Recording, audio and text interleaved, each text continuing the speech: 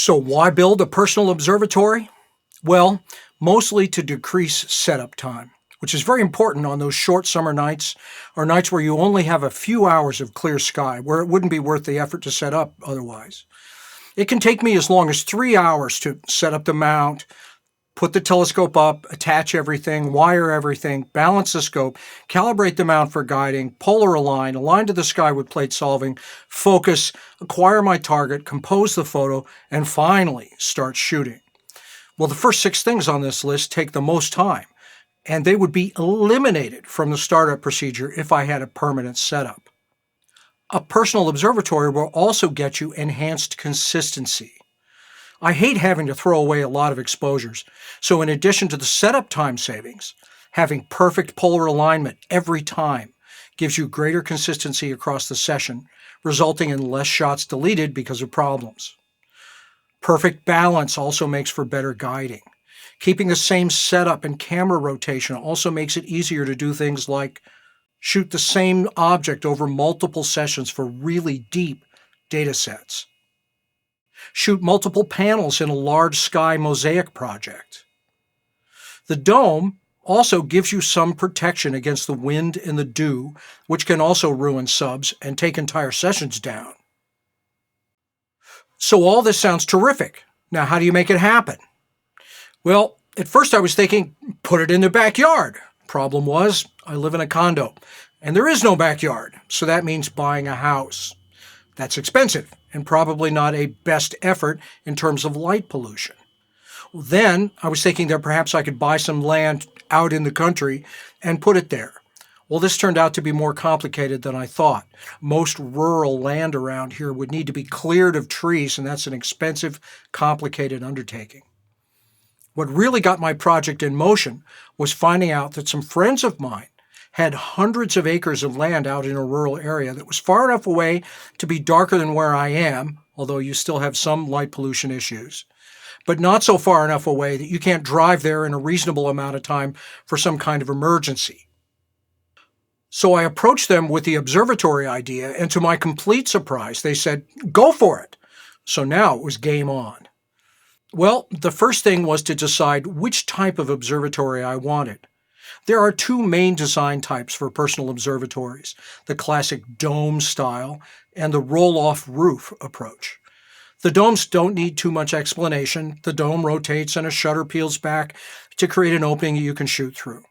The roll-off roof observatory is a bit different in that you essentially have a garden shed style building, and some people actually do this, with the top sawn off and put on rollers on a track that allows you to roll the roof off onto some support beams behind the observatory while you're using it. I've had experience with both setups, and I can say that domes are a very unsatisfying way to do visual observing because your only view of the sky is through that slit, and it makes for a really poor "I'm out under the stars" experience. With a roll-off roof, you still get the benefits of a permanent setup, but your sky is unobstructed in all directions. But this isn't a visual astronomy experience. This is photography. And before making a decision like this, you want to take in all the factors. My initial plan was to have an observatory I could drive to, have a shooting computer set up in my car, run an Ethernet cable into the observatory, open things up, and start shooting. Easy peasy. However, in the back of my mind, I was thinking, wouldn't it be cool to have it be all automated and not have to come out there at all? But a project like this is complicated enough without having to have everything be remotely controllable. So I was thinking, baby steps, but I wanted to keep the remotely operated observatory concept possible as a future next level kind of thing. So I was going to be careful not to undertake anything that would close the door on that permanently. I started looking at products and other people's observatories online and engaging with them on the Cloudy Nights forum, which has turned out to be a tremendous resource. Here is a whole group of people who have already solved all the problems I need to solve, and they'd love to tell you all about it. The observatory was going to have to be on something that was flat and stable. Some people in the roll-off roof community would do wood floors up on joists to get it off the ground and have the actual pier for the scope sunk into some kind of concrete down in the earth, via a hole in the floor that didn't touch, so footsteps wouldn't shake the scope. Some of the dome crowd did this as well. This approach has been around since the early 1800s, so we know it works. But in the back of my mind, I'm thinking, this is really permanent, and I've got my setup on somebody else's property, so I'm not really in total control of everything. They might decide to sell, or they might decide to repurpose the land into something not observatory friendly, and I'd be out. Best not to leave too much behind if I have to leave, so I decided to go with a 10-foot square concrete slab, 6 inches thick with rebar. Concrete these days is impregnated with a stiffening fiber. When combined with rebar and some decent thickness, makes for a very rigid platform. Keeping an eye on that concept of not having to leave too much behind if I had to move, the roll-off roof design was looking less and less attractive. These were generally permanent structures that, once built, weren't going anywhere. Also, automating them, especially managing the roof position versus the telescope orientation, was tricky. You don't want your rain sensor to panic close the roof and have it crash into the scope because it's not parked. Also, if it rains, your gear is fully exposed to it, whereas in a dome situation, the slit is much smaller, allowing in less rain, and the direction of the rain might give you some kind of time advantage since the slit might be pointing in the opposite direction. Additionally, it doesn't take nearly as long to simply close the dome shutter as it does to park the scope and roll the roof back to closed. As one guy on Cloudy Nights aptly put it, rain is a disaster. The domes are typically delivered in plastic sections that are then bolted together to create the final wall structure with the rotating dome on wheels on top of it. Well, what can be bolted can also be unbolted, so at least theoretically leaves open the possibility that the observatory could be dismantled section by section and moved to a new location. We'll see how practical that idea is once the dome is put together, but that's what I'm going with for now. There seems to be all kinds of software already in existence that synchronizes the rotational movement of the dome with the movement of the telescope on the mount. So once set up, I'm assuming that will be relatively foolproof. Yeah, right. Okay. So now what? I've decided on a dome attached to a concrete pad. Which dome? Well, I ended up choosing the Next Dome product, as it's one of the lowest priced domes that seems to be fully automatable, and has available a nice set of ASCOM-compliant dome rotators, dome shutter motors, weather sensors, and the like. In case you've not heard of it, ASCOM is a set of standard software protocols for almost any piece of gear you would use in an astronomical setup, from motorized focusers to camera rotators to dome management software that's taking in data from weather sensors. You name it. Okay, so the dome itself, with one expansion bay for gear like the batteries and the electronics, is about $3,000. Add a pier and a mount adapter, all the motors, various weather sensors, and shipping, and you can add another $5,000. Shipping alone is $1,450. It's a big crate on a truck from Western Canada to the Eastern USA, so I guess that's about right. So now I had to figure out if I could actually make it all work. There is no AC power or internet at the observatory site, so we're dealing with a completely off-the-grid situation. At first I was thinking I could get one of those fairly substantial gas-powered generators, which would certainly be able to power the observatory for an entire evening. I could store it in the observatory, wheel it out, and fire it up when I arrived on site. The downside would be having to have gas with me each time I went out, which is messy and smelly, and these things are kind of noisy, which sort of undermines that all alone under the stars reverie that's so cool. Solar power would be the obvious alternate way to go, and this is well-established technology, so it seems imminently doable. I, however, know nothing about how all that works, so it was back to the forums on Cloudy Nights to get schooled. Solar power ultimately works like this. You have a solar panel that converts sunlight into electricity. There are a bewildering number of choices of solar panels you can buy, so I started looking into who really made the best stuff, and to my surprise, LG and Panasonic were at the top of the list, along with some industry-specific companies like SunPower and REC. Interestingly, the brands you see at Home Depot and Lowe's weren't on the list at all. The untold Achilles heel of solar power is that while it's clean, it takes up an amazing amount of real estate. It takes acres of solar panels to generate enough electricity to power a small community. Most of the panels you see only put out 100 watts, and you're supposed to get and mount a bunch of them and string them together electrically to produce a decent charge voltage. Well, I don't have that much room, so I went looking for the new hotness and found an LG Neon 2 panel that puts out about 365 watts, which should completely recharge my fully depleted batteries in about 4 to 6 hours of good sunlight. This panel and a ground mounting kit cost me about $600. At the other end, you have a battery, or more likely a number of batteries, acting as your power source. But you can't just plug the panel directly into the batteries, because the panel would keep trying to charge them after they were fully charged, and that could lead to a meltdown, a fire, or some kind of other catastrophic demise to your installation. So you need a device in the middle called a charge controller to manage the volts coming from the solar panel and properly apply them in both a safe and efficient manner to the batteries. The thing is that you can use any one of a number of different kinds of batteries. There's lead acid, cheap but nasty, gel, and my eventual winner, lithium iron phosphate.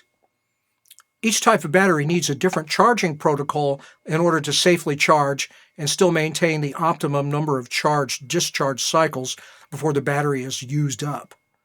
The charge controller needs to know about how to correctly charge the batteries you'll be using, so you have to make sure that that all agrees when you get them, or you can get a more expensive charge controller that has profiles for all the standard battery types. The charge controller also feeds the battery power out to your gear, which is referred to as the load. So why did I choose lithium iron? Well, the various kinds of batteries also have differing ways of discharging as well. Some batteries just gradually weaken and the voltage declines until none of your stuff has enough juice to run anymore. Lead acid is like that. But lithium iron phosphate batteries have a less than 10% voltage drop all the way down until the batteries are 80% depleted before you'll have to recharge them, and have literally thousands of charge-recharge cycles before they're used up. Most other battery types are really showing their age after a couple of hundred cycles. Unfortunately, lithium iron phosphate batteries are pretty expensive, at about $800 each, but ultimately are the best choice. Although they look like a standard car battery, these kinds of batteries are actually packed with a number of discrete cells that are managed by an internal component called a battery management unit, BMU, that tries to keep all the individual cells charging and discharging evenly. You have to make sure that the BMU in your batteries is okay with hooking up the batteries in parallel or series before you do that. Most are, but some of the cheaper ones aren't, so make sure you check. I chose Battleborn brand batteries out of Reno, Nevada. They're very knowledgeable about their product, and you can actually call them and talk to someone.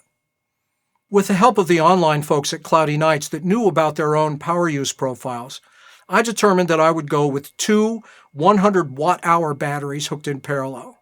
I came to understand that if you wire up your batteries in a certain way, parallel, you get the same number of volts but have more power available to you in your tank, as opposed to hooking them up in series, which gives you more volts to run higher voltage equipment.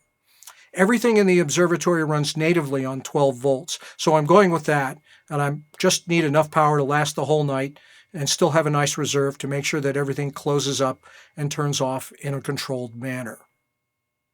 It was about this time that I was starting to become less and less thrilled with the idea that I would have to drive out there and sit in my car for 6 hours while shooting. There is no bathroom there.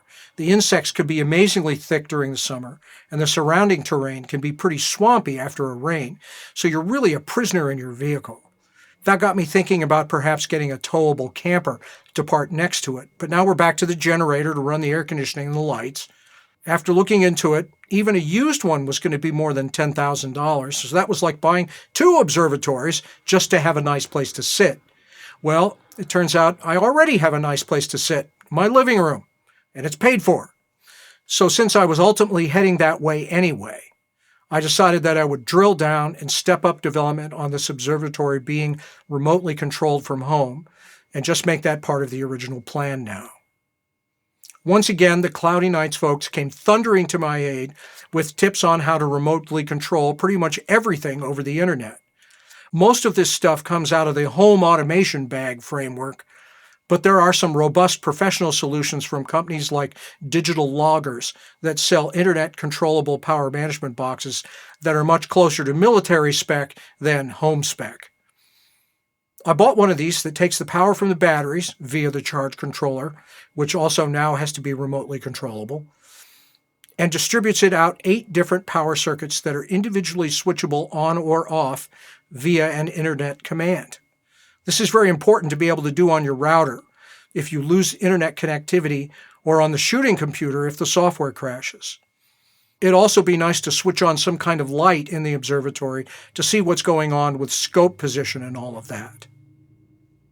The telescope, mount, cameras, and associated gear that I'm going to have in the observatory are obviously not cheap, and they'll be sitting out there more or less unprotected. It would be stupid not to have some way to keep tabs on everything out there, so I started looking around for a security system that would work in this environment. The Simply Safe system killed 2 birds with 1 stone, in that not only could it report to me any unplanned door or shutter openings, it's wireless with cameras that record, but the cool thing is that I can also use those security cameras to monitor the scope while I'm using it, which is huge. In spite of the fact that the scope is theoretically intelligently controlled by the shooting computer, it has enough of a history of doing strange things when moving from place to place. It would be a good thing to always keep an eye on it for when it decides to go in the direction and declination that will twist the wires around the mount the wrong way. You can also arm and disarm the system remotely, which of course is essential. It's issues like this that really get you thinking about everything that has to be in order to remotely operate a telescope and observatory. There are so many things that you just take for granted where you can walk over to the scope and adjust something. But in a remote situation, you can't even so much as remove a lens cap unless you have a machine set up to do it for you. So everything has to be remote controllable, rebootable, and additionally, it all has to be done wirelessly through the internet, since there's no cable internet out there either. So the most likely way to contact the observatory from home through the internet is to use a cellular modem/router. This is just like the router you have at home for your wired internet service, except instead of getting the internet from a wire coming into the house, you get it wirelessly through antennas from an account on the data side of the cellular phone system. There is a cell signal at the observatory site, but it's not a real strong one. So I made sure that the cell modem I bought would allow me to attach external directional antennas that I could point directly at the nearest cell tower to get the best possible transmission speeds. As I've been working on all of this, the cell modem link in this puzzle is the sketchiest one. If the link I get is not reliable enough, then I'll have no choice but to travel to the observatory every time I want to shoot. The telescope I've chosen to be the main instrument at the observatory is the Celestron RASA 11-inch photographic-only scope. I think this is a good choice because it's the darkest sky I have access to without traveling a long distance. The scope is large in diameter, extremely fast at f2.2, and a short focal length, which makes it perfect for photographing large nebulas or doing multi-panel mosaics because of its wide field of view. I'm thinking of perhaps swapping out the RASA scope for my 10-inch 2000mm Ritchie-Chrétien design scope that I have for the spring galaxy season, or perhaps for some planetary photographic opportunities. The RASA scope has the camera at the front of the scope, part of its innovative design, but this has a drawback in that the front glass corrector plate of the scope will always be exposed and potentially collect dust while not in use. I'm going to see about parking the scope pointing mostly down to try and control the amount of dust falling on it, but we'll have to see how well that works. I'll be putting my Losmandy G11 mount out there. I've purchased a pier from the Next Dome people and a mount adapter to the pier for the G11 connection. I'm going to have to drill 8 holes in the concrete slab in order to put in some half-inch expansion bolts that will allow me to anchor the pier to the concrete by putting down some nuts over the top of the bolts and tightening them down. The mount adapter allows you to do basic leveling and some coarse pointing adjustments while providing the proper connection to the G11 mount head. Fine control over left-right and up-down pointing for polar alignment purposes are handled on the mount head as normal. One thing that was stressed a lot on cloudy nights is that your cable management has to be absolutely foolproof. And having a whole bunch of cables running off the mount to their various destinations in the observatory is not considered a best effort. So I purchased the Luce Eagle 4 Pro on-mount Windows computer, which also has some really good things going on with power distribution and USB hubs built in. It has 4 dedicated power jacks with fancy screw-in connectors. No way they could fall out. 4 power ports for RCA-style jacks to run your dew heater strips, and 8 USB ports, both 2.0 and 3.0 for cameras, peripheral control of focusers, rotators, data storage, you name it. The upshot of all this is that all the cables needed to run the scope and all of its subsystems stay up on the scope. And by using Velcro straps and some stick-on anchors with wire ties, you can have a very tight wiring scheme with nothing flopping around or sticking out to get snagged during telescope movement. The only cables coming off the mount are the network cable from the cell modem and the power cable. There's one short USB cable that controls the mount coming off right now, but you need to be careful about these consumer-style connectors that only connect via friction, so I'll probably go with a second Ethernet cable for the mount. You want connections that lock into place or even better, screw into their destinations. So I placed my order with Nextdome back in early March, and their standard delivery time is quoted as 10 to 12 weeks. Well, as 10 weeks came near and I hadn't heard from them or even paid them any money, my name was just on a list, they told me it would be an additional couple weeks at least. Now, a friend of mine is in the pool business, and he was telling me that big surprise freeze they had in Texas last February had severely damaged the one plant that makes pretty much all the plastic resin for North America, and he was having to back order things that had always been in plentiful supply due to this new plastic shortage. So I called up Nextdome and wanted to know if they were affected by this, and they said yes, it had seriously interrupted their supply chain. I told them to give me the straight scoop, and they told me I was number 33 on the list, and it was realistically looking more like September delivery now, unless their suppliers had a massive increase in capacity. This is actually a blessing in disguise, I think. Yeah, I was hoping to have this all up and running by the fall, but working outdoors in South Carolina in July and August is just brutal.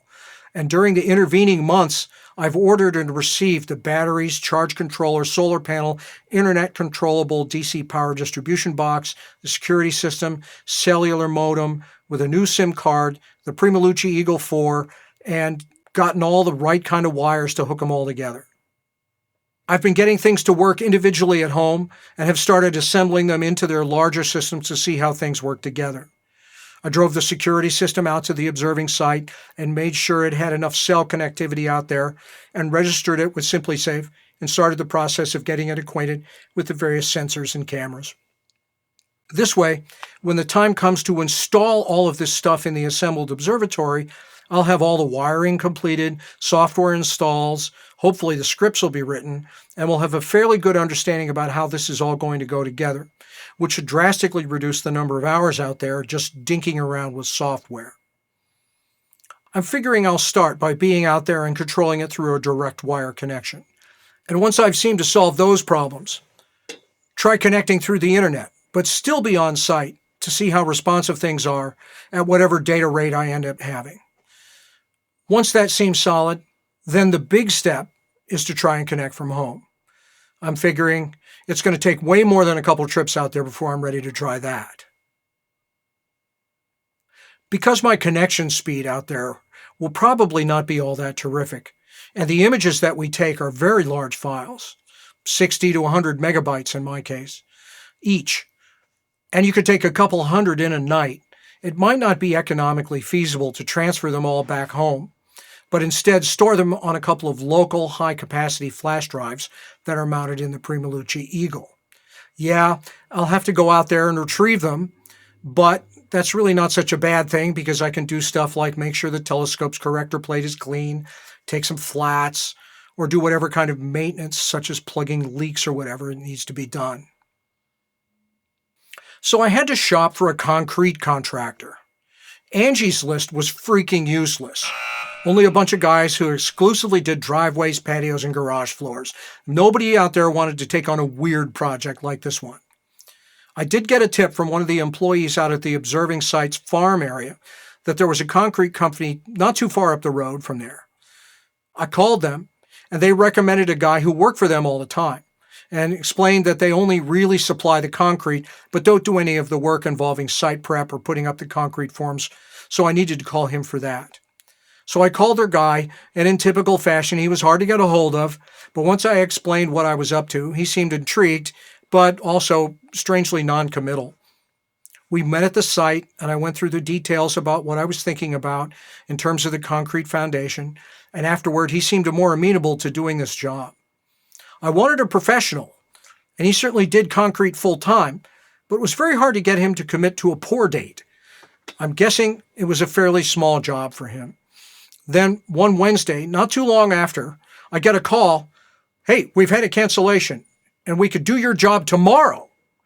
Well, I was torn. I certainly wanted the pad done, and I didn't want to pass this opportunity up, but I also didn't want to be pressured into rushing into anything, as I was intending to make a template out of wood with the 8 J-bolts for the pier in it, in the exact spacing of the holes in the telescope pier. That way, this could be lowered onto the wet concrete, and these things would be baked right in, waiting for the pier to be screwed onto them when the concrete was cured. So we're going to have to make this template on site now, while the rest of the area was being leveled, compacted, and the forms put up. Problem is that the pier is in metric, and I told him that, but he showed up the next day without any metric measuring devices, saying that we would convert 2 inches. Well, I told him okay, but it had to be perfect because our tolerance for error in the placement of these bolts was just about 1 millimeter, according to the diagram. So I got out my diagram of the pier bolt hole spacing and started doing the conversions, and I was getting crazy numbers like 3.782 inches. I could see the abject terror in his face, since obviously this was far more precision than he was used to dealing with. And I knew that if even one of these bolts was down in the concrete in a spot that didn't line up with the pier holes, the only solution would be to saw it off with a hacksaw and not have the correct number of bolts for the pier, which would have been a terrible unforced error. So ultimately we had to abandon that idea, which is a pity, because drilling into the concrete and using these expansion bolts he showed me makes it a lot easier to get it right spacing-wise, but at the expense of some amount of structural integrity. How much? Well, I'll never know. Lesson learned. Don't ever let a contractor rush you into anything if you're not truly ready to do it. Okay, so that's the plan. Now, my efforts will be seeing if I can pull it all off in a reasonable amount of time. As usual, thanks for watching, and I'm always interested in your comments. Please subscribe if you like, and hit the bell icon to be notified when I post something. Part 2 of the Building My Personal Observatory series will be available shortly, where we go through the process of preparing and pouring the 10-foot square observatory foundation. This is Bill the Sky Guy saying, Carpe Noctem from Hilton Head, South Carolina.